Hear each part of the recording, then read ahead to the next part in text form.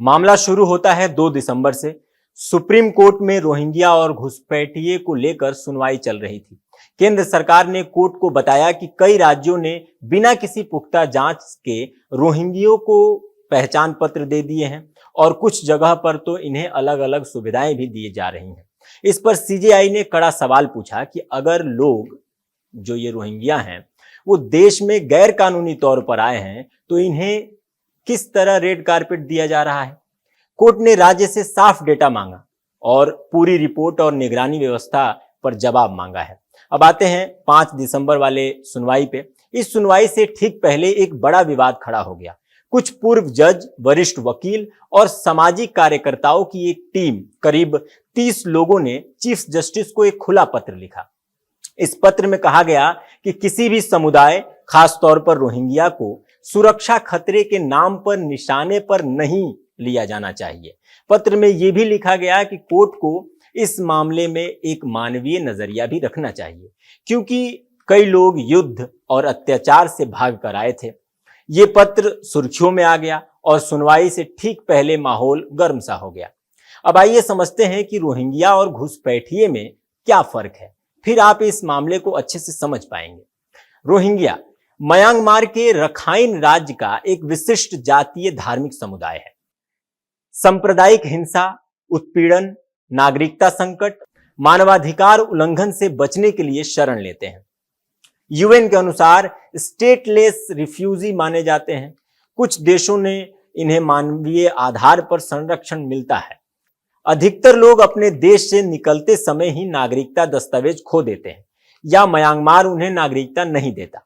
मानवाधिकार, शरण, अंतर्राष्ट्रीय कानून और संयुक्त राष्ट्र का विषय कई देशों द्वारा शरणार्थी संकट के रूप में स्वीकारा है।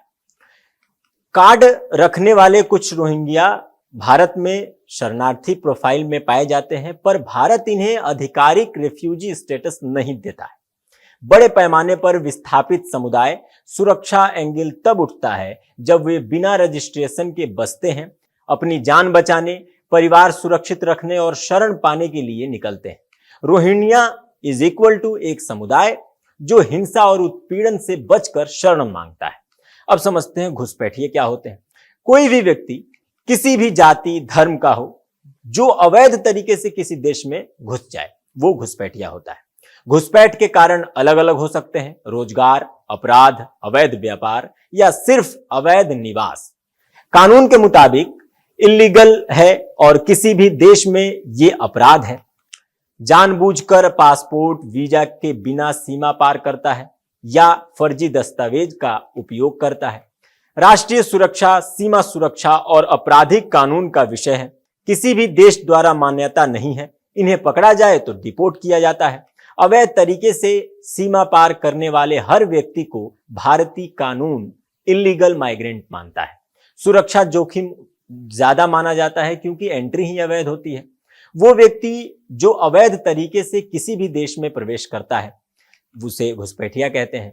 इरादा मानवीय भी हो सकता है या आपराधिक भी हो सकता है, लेकिन तरीका अवैध होता है।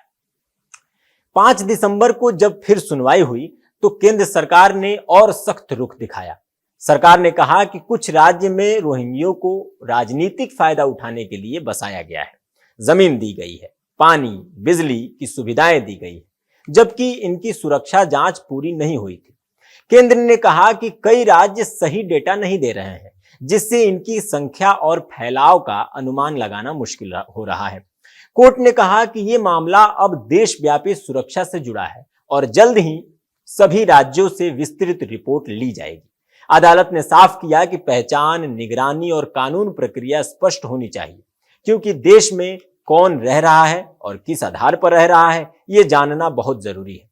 इन दोनों तारीखों की कार्यवाही और उनके बीच आया वो खुला पत्र, कुल मिलाकर मामला अब सिर्फ अवैध घुसपैठ का नहीं रहा। ये कानून, राजनीति, मानवाधिकार और राष्ट्रीय सुरक्षा चारों मोर्चों का मुद्दा बन चुका है।